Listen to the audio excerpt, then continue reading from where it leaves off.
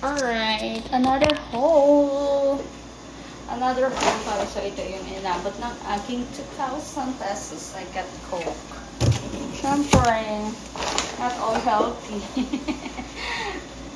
One tray of egg. Nag-egg na naman ako sa ngayon, guys. And, oh my goodness, I got ice cream, Yakult. Siyempre, pag may Coke na Yakult, that is for us. And I got a cheese. May lulutuin na naman ako. Sarap na sarap sila sa niluto ko kahapon, guys.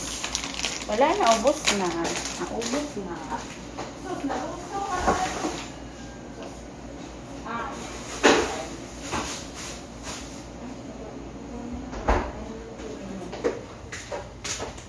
And, dalawa pala yung cheese na nabili ko.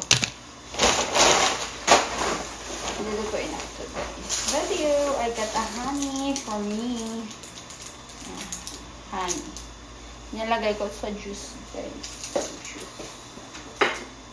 Because I'm healthy living kasi. Then I got a mango.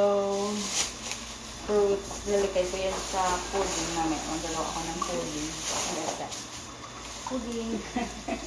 Magpo-pudding ako.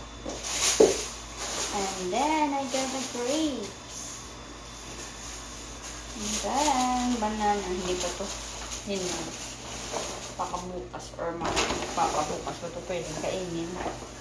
Bilis kasi manahilog yung mga ano. I got for bulalo. Magbubulalo ako ngayon. Magbulalo ako ngayon. Bulalo! Magbubulalo ako. Ito lang. And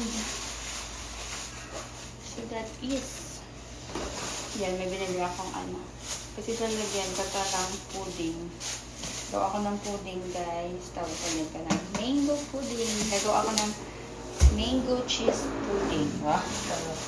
And yeah, of course, ang ating mga meat. Nagdito kayo dun sa kitchen. Sa lababo. Bilhin ko kayo sa lababo. Isda na ako kasi.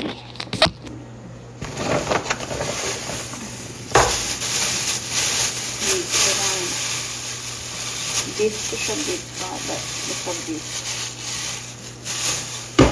And meron akong eggs.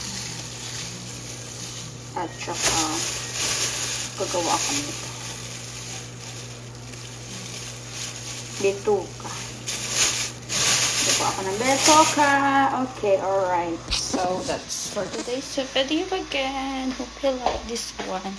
And wala muna tayong try on haul because, yeah, mataba tayo. Magpapaliit muna ako. Magpapaliit muna ako yan. I'll go back to try on haul video. Bye!